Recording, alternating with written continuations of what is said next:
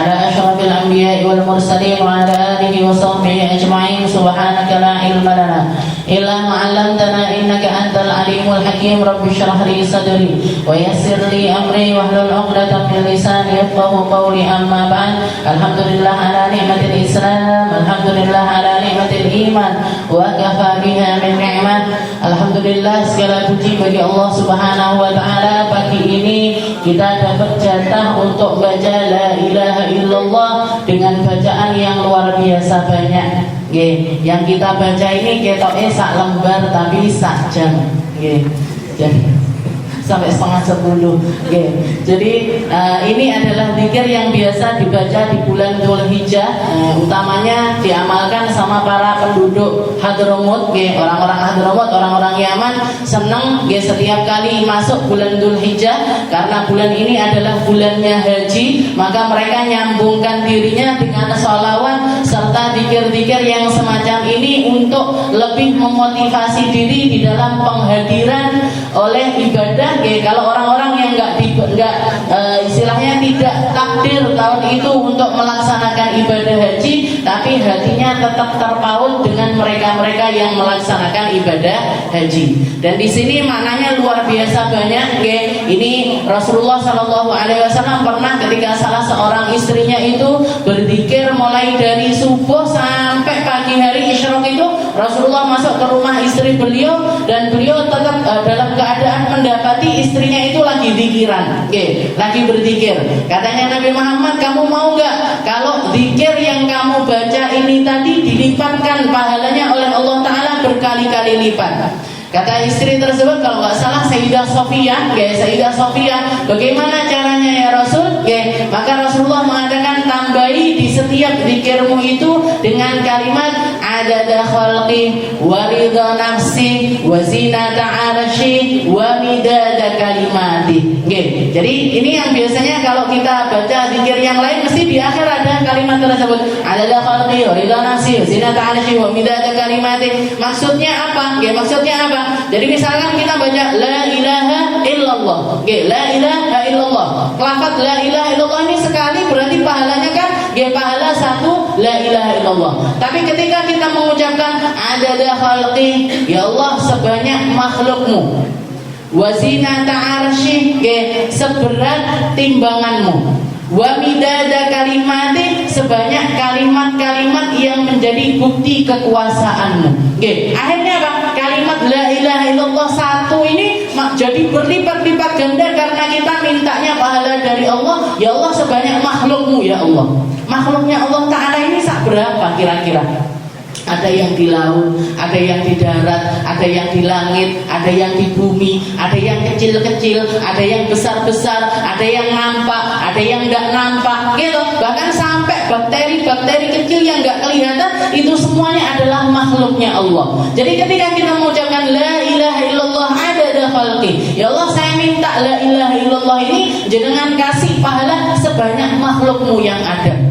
Masih ditambah lagi ada khalqi wa ridha nafsi, sebanyak ridhonya Allah, sebanyak timbangannya Allah, sebanyak kalimat-kalimat yang pernah Allah Ta'ala ungkapkan. Nah ini diikuti sama para ulama. Mereka membuat atau nyusun satu kalimat zikir, gimana caranya biar zikir sedikit ini jadi berlipat-lipat ganda, pahalanya jadi banyak, pahalanya jadi besar sekali di sisi Allah Ta'ala. Padahal kalau untuk orang kita niki jenengan ngerasanya ini zikir ini panjang apa pendek? Panjang apa pendek? Sampai kelu saja, sampai ngelak, sampai ini dan lain sebagainya. Ini zikir kalau untuk orang Hadramut, ini cemilan Bu. Ini cemilannya mereka. Ini zikir kayak gini 1 jam, duduk 1 jam seperti ini, nggak kerasa sama sekali untuk orang-orang yang memang hatinya dirinya terbiasa berzikir, lisannya biasa berzikir. Nah, kita minimal ngikutilah, nyari tahu tentang orang-orang yang amaliyahnya itu banyak-banyak. Ini tadi kalau jenengan resapi, insya Allah nggak ngantuk, nggak keluh, nggak capek. Kenapa? Karena setiap kali kita baca La ilaha illallah adadal layali wad duhur, ya Allah saya mengucap La ilaha illallah sebanyak hitungan malam dan sebanyak hitungan tahun.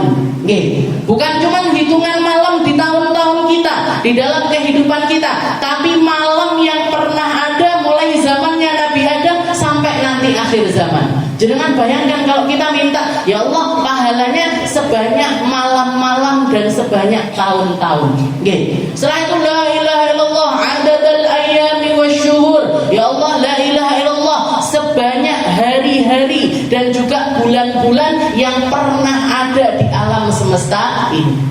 La ilaha illallah adada amwajil buhur. Ya Allah sebanyak buih-buih yang ada di lautan, sebanyak ombak-ombak yang bergulung-gulung di tengah laut. Siapa yang bisa ngitung?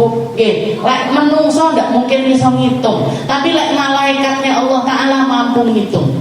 Kalau malaikatnya Allah Ta'ala mampu ngitung. La ilaha illallah adada adu'afil ujur. Ya Allah la ilaha illallah sebanyak pahala yang pernah engkau berikan kepada makhluk, dan engkau lipat gandakan lagi pahala-pahala tersebut. Dan terus ada dal qatri wal matar sebanyak tetesan air, sebanyak hujan yang pernah turun, ada auratis syajar sebanyak daun-daun yang ada di pepohonan. La ilaha illallah ada sya'ri wal babar sebanyak rambut dan juga bulu-bulu dari semua makhlukmu. La ilaha illallah ada ramli wal hajar. Ya Allah sebanyak kerikil-kerikil serta batu-batu besar. Ini kalau di jalan terangnya usur-norno, Bu. Jadi ini kita minta pahala dari Allah Ta'ala. Ya Allah sebanyak ini, dan itu enggak kita baca sekali, tapi kita bacanya 10 kali di majelis ini. Jangan bayangkan pahalanya. Jangan bayangkan pahala yang kita dapat pagi hari ini. Hari ini takdir untuk membaca ini, walaupun tanpa istilahnya pemberitahuan dulu, Bu, nanti baca ini ya Bu, durasinya mungkin 1 jam, enggak, tapi jangan begitu hadir langsung disodori kertas langsung mau coba bareng-bareng. Jangan bayangkan pahala yang kita dapatkan di pagi hari ini. Ini orang-orang Hadramut membacanya enggak cuma sekali, tapi sepanjang bulan Dzulhijjah. Setiap hari, setiap maghrib, setiap maghrib itu habis maghrib mesti duduk untuk baca zikir ini. Jadi penghadiran hati yang luar biasa, zikir yang luar biasa. Nanti istilahnya kalau jenengan mau ngamalkan monggo silahkan, dibaca masing-masing di rumah. Tapi saya nggak yakin, istilahnya saya nggak yakin untuk diamalkan. Makanya saya nggak berani memberikan. Dari dulu saya pengen baca bareng ibu-ibu baca zikir Dzulhijjah, tapi nggak masalah. Setelah itu ditambah, jadi sebanyak ini, sampai terakhir itu la ilaha illallah min yaumina hadza ila yaumiddin. Ya Allah saya baca la ilaha illallah mulai hari ini sampai nanti hari kiamat. Sebanyak itu pahalanya. Ditambah dengan sholawatnya. Allahumma sholli ala sayyidina Muhammad. Ya Allah saya bersolawat kepada Nabi Muhammad. Mata salatil uyuni bin nadar wa tazakhrafatil arduna bil matar. Sholawat yang nyambung dengan mata-mata yang pernah memandang kepada Nabi Muhammad sallallahu alaihi wasallam. Mata kita ini enggak pernah mandang Nabi, tapi kita pernah mandang guru kita, atau kita mandang orang tua kita.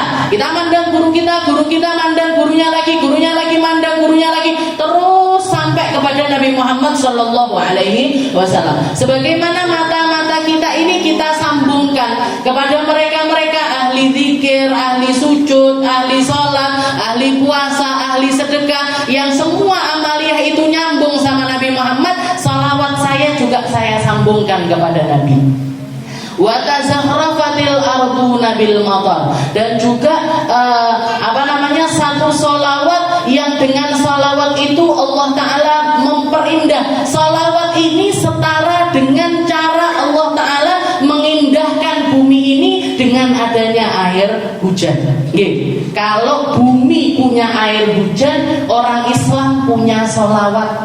Yang salawat dengan hujan ini setara keindahannya di sisi Allah Subhanahu wa Ta'ala. Bahkan bisa lebih lagi ketika kita menghadirkan Nabi Muhammad sallallahu alaihi wasallam. Setelah itu juga salawat wa hajja hajjun.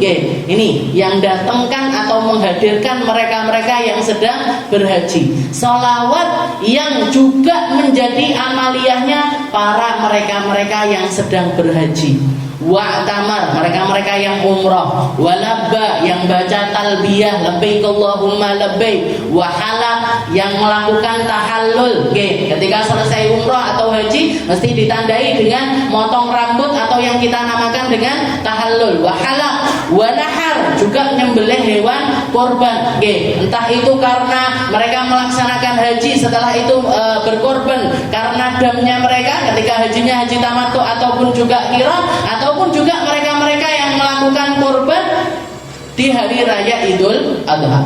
Wa tawafa bil baitil atiq wa qabbala al hajar, dan juga salawat yang nyambung kepada mereka-mereka yang sedang bertawaf di Masjidil Haram, tawaf di sekelilingan Ka'bah, wa qabbala al hajar, dan mampu mencium hajar, mampu mencium hajar aswad. Wa ala alihi wa sahbihi wasallam, wa ala alihi wa sahbihi wasallam. Salawat kepada keluarga Nabi juga, kepada keluarga Nabi, kepada sahabat-sahabatnya Nabi Muhammad sallallahu alaihi wasallam. Mugi-mugi sama Allah Ta'ala diterima.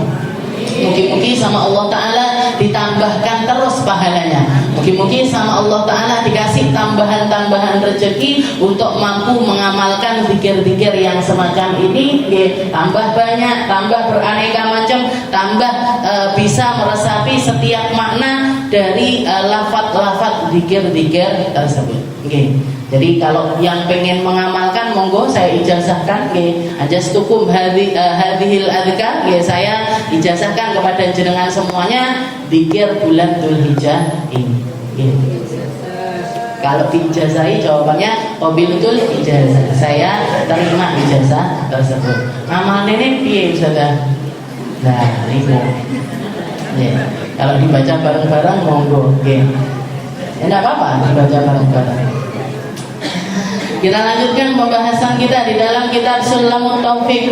Dalam kitab Sulam Taufik karya dari Habib Abdullah bin Husain bin Tahir, ila an qala al-muallif rahimahullah ta'ala wa nafa'ana bihi wa bi ulumihi fid darain amin.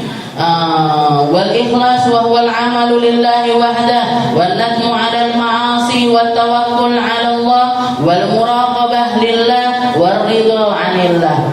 Kita masih membahas tentang perkara kewajibannya hati atau keadaan hati kita sebagai hamba-hamba yang beriman kepada Allah Subhanahu wa taala, percaya kepada Nabi Muhammad sallallahu alaihi wasallam sebagai penuntun kita, sebagai guide kita, sebagai pembawa kita menuju Allah taala, sampai kepada lafaz yang mengatakan, yang membahas tentang ikhlas, setelah itu menyesal atas setiap maksiat, bertawakal 'ala Allah wal muraqabah lillah. Kita masuk ke bab yang membahas tentang muraqabah lillah.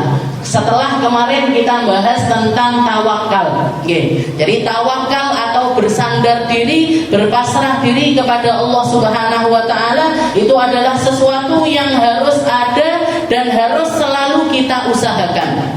Dan sekali lagi saya tekankan, kalau tawakal itu, tawakal adalah satu amaliyah hati dan ikhtiar itu adalah satu amaliyah dohir. Jadi ketika kedua perkara ini digabungkan, maka disitulah ada yang namanya kesempurnaan. Kalau para ulama mengatakan orang yang ikhtiar tanpa tawakal, orang yang ikhtiar kerja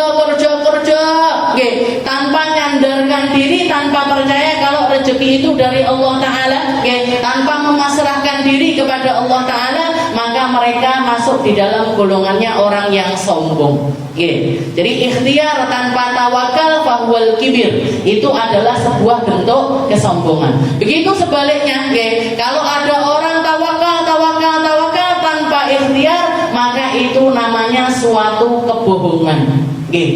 Ngapusi kalau ada orang doa tok tapi nggak mau berusaha, atau berusaha tok nggak mau berdoa.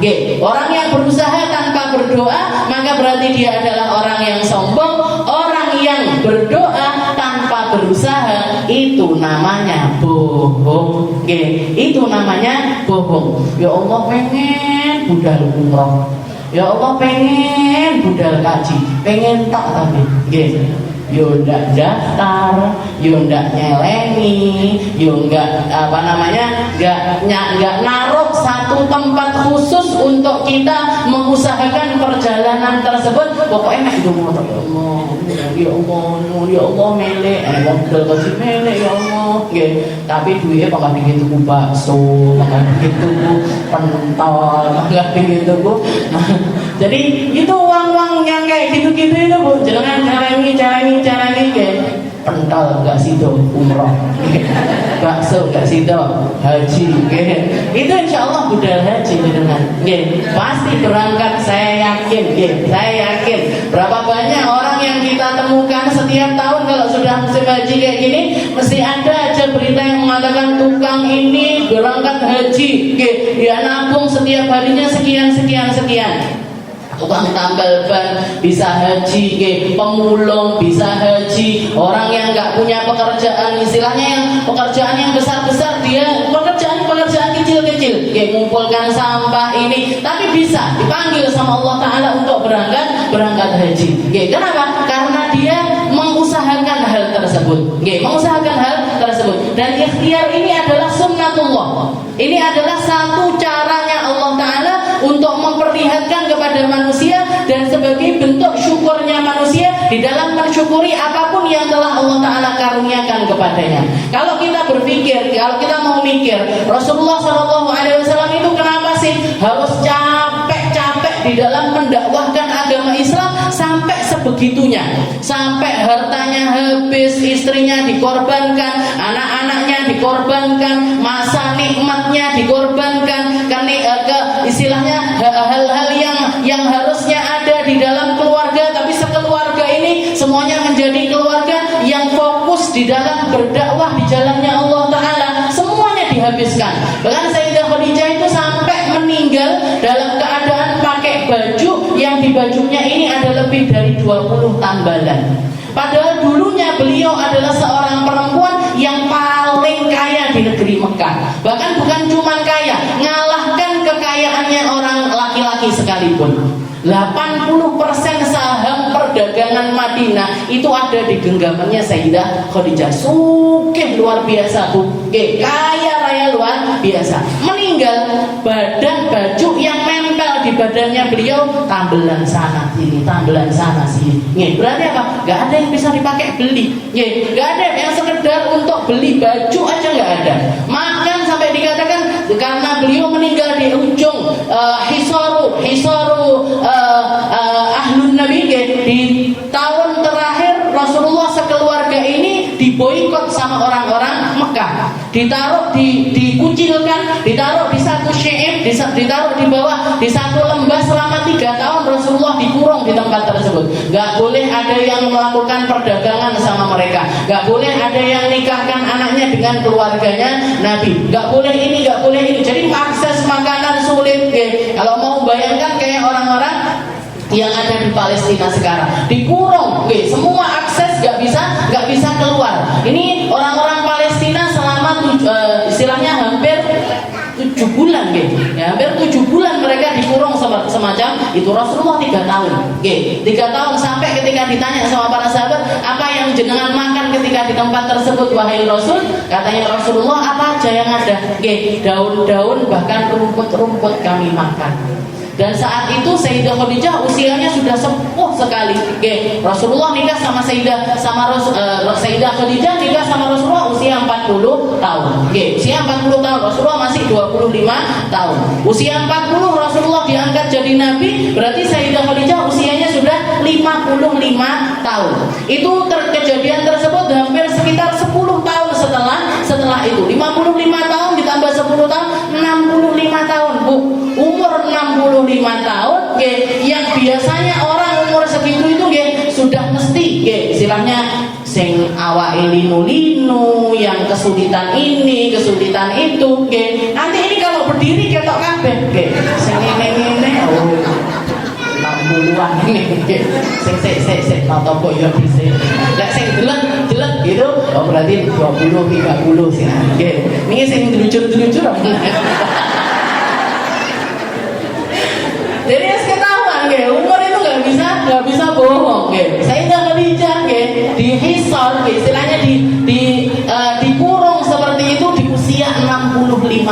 jenengan bayangkan. Dan para ulama mengatakan salah satu penyebab terbesar dari wafatnya Sayyidah Khadijah juga adalah karena pengepungan tersebut. Nggak ada makanan, nggak ada nutrisi, nggak ada sesuatu yang masuk ke dalam tubuh beliau yang menyehatkan beliau. Akhirnya ujung akhirnya beliau meninggal dunia. Ketika meninggal didatangi sama Rasulullah, ya Khadijah, apakah kamu menyesal menikah dengan aku? Wahai Khadijah, dulu kamu perempuan yang luar biasa cantik, luar biasa merawat diri, bisa merawat diri dengan semua hartamu, bisa melakukan ini, melakukan itu dan lain sebagainya, dan kamu meninggal dalam keadaan yang semacam ini. Katanya Sayyidah Khadijah, ya Rasul, kalau aku ditakdirkan sama Allah Ta'ala untuk hidup lagi dan punya pilihan untuk nikah sama kamu atau tidak, aku akan menikah lagi denganmu untuk menjalani kehidupan yang sama semacam ini. Kalaupun 2 kali, 3 kali, 4 kali, bahkan 1000 kali sekalipun aku ketemu dengan kamu, aku akan tetap memilih takdir yang sama, akan tetap memilih untuk mendampingimu. Ya Rasul, wahai ya Rasul, kalau misalkan aku sekarang yang sudah nggak punya harta ini dan jenengan harus terus meneruskan dakwahmu, kamu kehabisan bekal, kamu kehabisan nafkah, kamu kehabisan apapun juga, datangi kuburku, ambil tulang belulangku, jual atau rakit untuk menjadi sampanmu, pergilah kamu ke tempat manapun yang kamu inginkan. Bahkan tulang belulangnya dipersembahkan untuk Nabi, jasadnya dipersembahkan untuk Nabi. Itu cintanya Sayyidah Khadijah, cintanya Sayyidah Khadijah. Jadi Rasulullah SAW itu dakwah sulit sekali. Padahal beliau kalau minta sama Allah Ta'ala dikabul apa boten kira-kira? Dikabul. Ya Allah, mau aku yang gini, pindahkan ke tempat yang enak. Ya Allah, saya nggak mau dakwah sama orang-orang yang semacam ini. Saya maunya dakwah sama orang-orang yang gampang. Ya Allah, saya nggak mau lagi tinggal di tempat yang begini. Nah, kan seperti itu. Kalau misalkan kita mungkin sudah kayak gitu, sudik, istilahnya dakwahi orang-orang cengkal kayak gini, orang-orang nggak tahu diri, orang-orang ditongakne malah ngelempari, diomongin seperti baik-baik, malah ngomong kasar, nggak mau. Kalau kita bendera putih, ya Allah, mesti nggak mau ya Allah. Tapi Rasulullah nggak pernah berhenti berikhtiar, nggak pernah berhenti berusaha. Bahkan ketika di puncak kesulitannya beliau tetap yang disalahkan ini dirinya sendiri. Allahumma inni ashku ilaika du'fa quwwati wa qillatu hilati. Pulang dari Taif, dilempari sama orang-orang Taif, seluruh badannya Nabi berdarah-darah, pelipisnya berdarah, pipinya sobek, kakinya sobek. Itu di perjalanan Rasulullah yang mengangkat tangannya. Katanya Zaid bin Harithah ketika Rasulullah mengangkat tangan ini, beliau kabur. Takut kalau minta untuk diturunkan azab sama Allah Ta'ala, karena logikanya manusia kalau diperlakukan seperti itu pasti istilahnya nggak akan ada yang kuat di dalam posisi seperti posisinya Rasulullah Shallallahu Alaihi Wasallam. Itu malakul jibal, malaikat penjaga gunung itu sudah nawari kepada Nabi Muhammad, ya Rasul, utbiqu alaihimul jabalain, akan aku timpakan kepada mereka gunung-gunung ini, akan aku timpakan kepada mereka. Rasulullah mengatakan jangan. Kalau kita jangan tunda lagi. Jangan tunda lagi, hancurkan aja mereka, binasakan aja mereka. Tak tekani api-api kok malah aku diginitkan. Itu kalau kita, Tapi Rasulullah Shallallahu Alaihi Wasallam sabarnya unlimited, Bu. Tawakalnya unlimited, keindahan hatinya unlimited, tahu unlimited, nggak ada habisnya, kuota tanpa batas, nggak ada batasannya. Itu Nabi Muhammad. Bahkan ketika saat seperti itu pun beliau yang dikoreksi tetap dirinya. Allahumma inni ashku ilaika du'fa quwwati. Ya Allah, ini yang lemah saya, ini yang salah strategi saya, ini yang nggak benar di dalam dakwahi mereka saya. Jadi Rasulullah itu berikhtiar dilengkapi dengan doa. Dilengkapi dengan doa. Jadi usaha itu adalah sesuatu yang kalau kita niatkan untuk Allah Ta'ala, kita niatkan mengikuti jejaknya Nabi Muhammad SAW, akan jadi sebuah pahala. Ini dulu saya belajar kitab fikih sirah, bahas tentang perjalanan hijrahnya Nabi. Itu kan juga perjalanan yang sulit sekali. Padahal kalau logikanya Rasulullah misalkan minta itu, beliau cuma berdua. Kalau ini kan sama komunitas. Mungkin Rasulullah nanti apa katanya orang kalau di depan orang banyak saya melakukan yang semacam ini. Tapi Nabi Muhammad ketika berdua sama Sayyidina Abu Bakar, beliau hijrah itu ya jalan setapak demi setapak, selangkah demi selangkah, naik ontanya beliau. Misalkan beliau minta, ya Allah, tawi alaiyal masafat, ya Allah lipat ini jalan biar saya cepat nyampe ke Madinah, ke negeri yang mayoritas orang sudah beriman kepada aku. Tapi Rasulullah memilih untuk napai selangkah, setapak demi setapak. Untuk apa? Agar bisa diikuti sama umatnya, biar bisa dieloi sama umatnya, bahwasanya Nabi Muhammad ini meskipun punya kelebihan luar biasa di sisi Allah Ta'ala, dilindungi dengan perlindungan sempurna oleh Allah Ta'ala, tapi nggak pernah meniadakan ikhtiar, nggak pernah mengesampingkan usaha, nggak pernah meremehkan mereka-mereka yang sedang berusaha. Berusahalah, sempurnakan dengan tawakal. Berijtihadlah, sempurnakan dengan doa. Itu ajaran yang diajarkan oleh Nabi kita Nabi Muhammad SAW. Wal tawakkul. Nah, setelah itu beliau mengatakan wal muraqabah lillah. Merasa selalu diawasi oleh Allah Subhanahu wa Ta'ala. Jadi ini juga sifat yang luar biasa besar, sifat yang luar biasa tinggi, selalu merasa diawasi sama Allah. Di dalam hadis yang terkenal, di dalam hadis pertama dari kitab Al-Arba'in An-Nawawiyah, jenengan mesti ketemu sama hadis riwayatnya Sayyidina Umar bin Khattab. Hadis kedua setelah hadis niat mesti masuknya hadis ini, namanya hadis Jibril. Karena waktu itu Rasulullah didatangi langsung oleh malaikat Jibril untuk yu'allimukum dinakum. Katanya Nabi, dia datang untuk mengajarkan kalian tentang perkara agama. Jadi katanya Sayyidina Umar, id aqbala alaina rajulun syadidu bayadhi thiyab syadidu sawadi sya'ar. Katanya Sayyidina Umar, tahu-tahu kita lagi duduk-duduk itu datang seorang laki-laki, bajunya putih bersih, rambutnya hitam sekali, la yura alaihi atharus safar, di wajahnya itu enggak nampak keletihannya orang dari perjalanan jauh, tapi enggak satu pun di antara kita yang kenal siapa dia.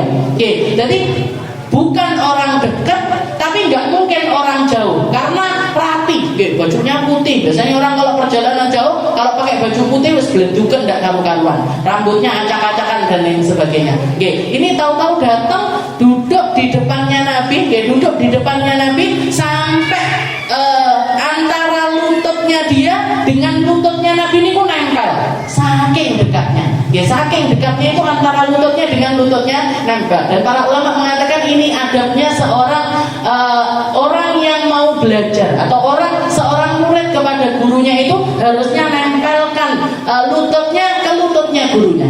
Tapi ojo nempel sekarang, karu-karuan saya nanti.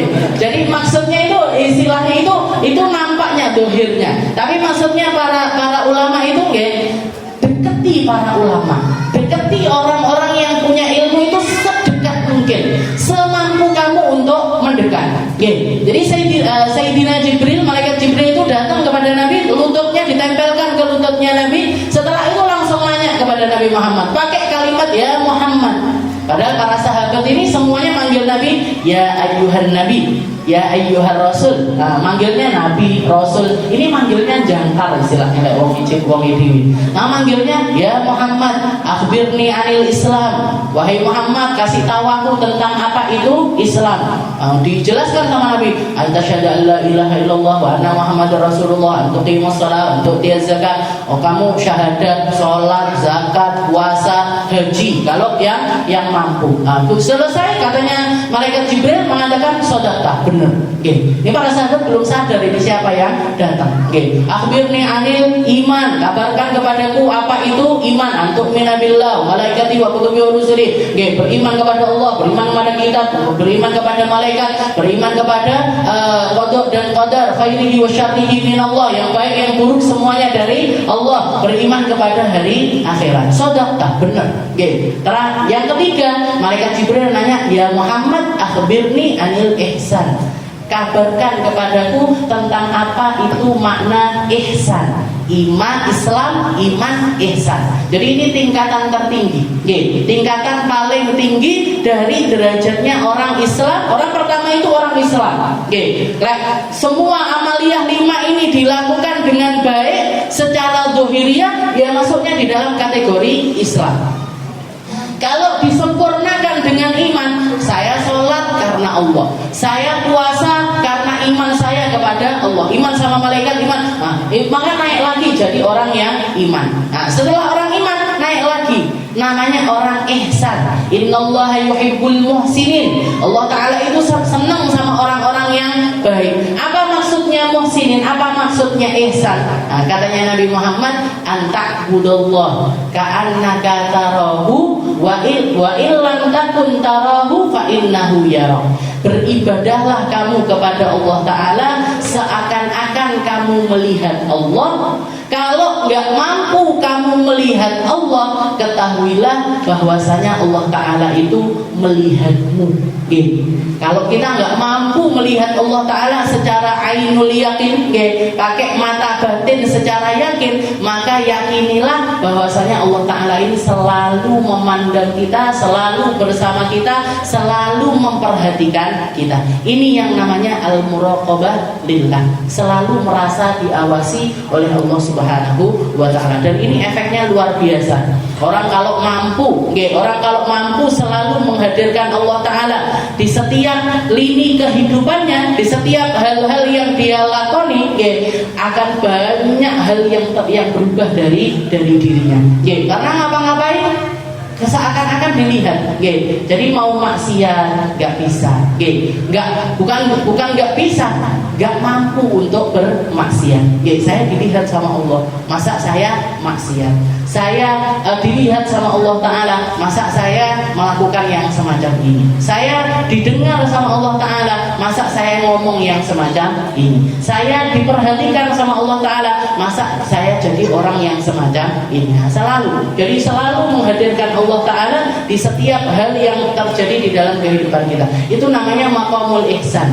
Maqamnya orang-orang ihsan. Sulit, luar biasa. Sulitnya luar biasa. Jadi anta'budallah ka'annaka tarahu fa illam takun tarahu fa innahu yarak. Jangankan yang awal, jadi anta'budallah ka'annaka tarahu, kamu beribadah seakan-akan kamu melihat Allah. Ini sulit. Jadi bawahnya apa? Bawahnya keadaan itu apa? Fa illam takun tarahu fa innahu yarak. Kalau kamu nggak mampu seperti itu, maka ketahuilah bahwasanya dirimu itu selalu diawasi oleh Allah. Allah Ta'ala Maha melihat. Cara melihatnya Allah Ta'ala bila kaifin, tanpa gimana, tanpa seperti apa. Tapi Allah Ta'ala mampu melihat. Kalau penglihatannya manusia semuanya serba terbatas, sepakai mata, pakai bola mata, pakai perantara. Kalau Allah Ta'ala tanpa perantara, tanpa seperti apa, tanpa bagaimana, dan pandangannya Allah Ta'ala tanpa batas. Allah Ta'ala mampu melihat segala sesuatu. Ya'lamu ma yaliju fil ard. Allah Ta'ala tahu persis apa yang terjadi di bawah bumi dan apa yang naik ke atasnya. Wa ma fis sama, dan Allah Ta'ala melihat apa yang terjadi di langit dan apapun yang turun dari atas langit. Makanya para ulama mengatakan bahkan Allah Ta'ala maha melihatnya Allah Ta'ala, maha melihat dan maha mendengarnya Allah Ta'ala. Allah Ta'ala melihat dan mendengar langkah kakinya seekor semut yang lagi berjalan di atas batu yang berwarna hitam di tengah kegelapan malam. Di tengah gelapnya malam, Allah Ta'ala bukan cuma melihat, tapi mendengar langkah kakinya. Awake dhewe tumo mlaku ning kene ora krasa. Butuh jalan-jalan di kepala aja nggak terasa. Jadi itu maha melihat dan maha mendengarnya Allah. Kalau kita mampu untuk terus menghadirkan rasa tersebut, akan lepas perkara-perkara yang buruk dari kita dan akan datang perkara-perkara yang baik kepada kita. Yaitu maqam al-muraqabah lillah. Ada satu amalannya para ulama, untuk mengusahakan muraqabah ini, perbanyak zikir, Allahumma'i, Allahu syahidi, Allahu nadiri, Allahu qaribun minni. Allahu ma'i, Allahu nadiri, Allahu syahidi, Allahu qaribun minni. Allahu ma'i, Allah bersamaku. Allahu nadiri, Allah melihat aku. Allahu syahidi, Allah menyaksikan aku. Allahu qaribun minni, Allah dekat denganku. Itu perbanyak zikir itu. Terutamanya setiap kali sebelum tidur. Setiap kali mau tidur baca itu 5 kali, 7 kali, 9 kali, 11 kali. Allahumma'i, Allahu nadiri, Allahu syahidi, Allahu qaribun minni. Allahumma'i, Allahu nadiri, Allahu syahidi, Allahu qaribun minni. Allahumma'i, Allahu nadiri, Allahu syahidi, Allahu qaribun minni. Itu amalannya para ulama. Yang istilahnya salah satu usaha untuk selalu menghadirkan Allah Ta'ala di dalam kehidupan kita. Wal muraqabah lillah wa ridha 'anillah. Insyaallah kita lanjutkan di pertemuan kita yang